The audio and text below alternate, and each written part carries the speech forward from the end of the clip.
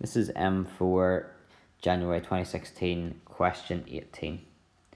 We have three terms: 2 take away x plus 2 all over x minus 3, take away x minus 6 all over x plus 3. And those three terms can be written as a single fraction in the form ax plus b all over x squared minus 9, where a and b are integers. We've got to work out the value of a and b. So to get this into a single fraction, we'll have to get a common denominator. The denominators at the minute are 1, x minus 3 and x plus 3. So the common denominator is going to be x minus, well, this would have a 1 there, but it doesn't really matter. It needs to have an x plus 3 and an x minus 3. So the numerator will have to be that as well.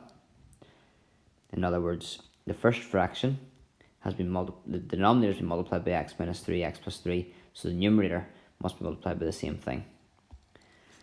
The second fraction, you've got an x plus 2 over x minus 3.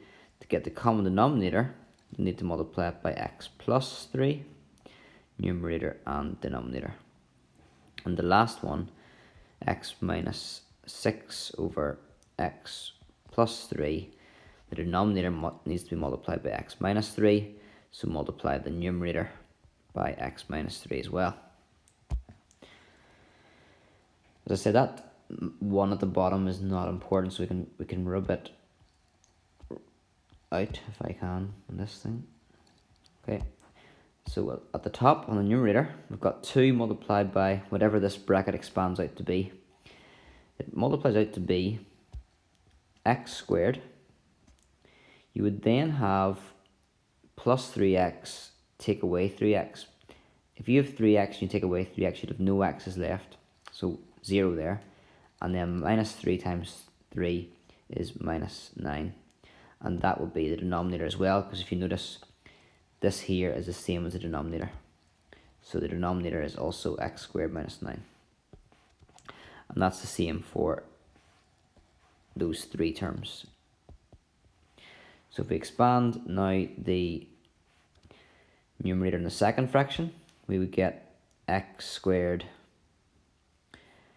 We get plus 3x plus 2x, so we actually have plus 5x. And then we've got 3 times 2, which gives you 6. On the last one then, we have got x times x, which is x squared. We'd have minus 3x minus another 6x, which is minus 9x. And then we've got minus 6 times minus 3 is plus 18. Now when we're going to simplify this, we need to be careful.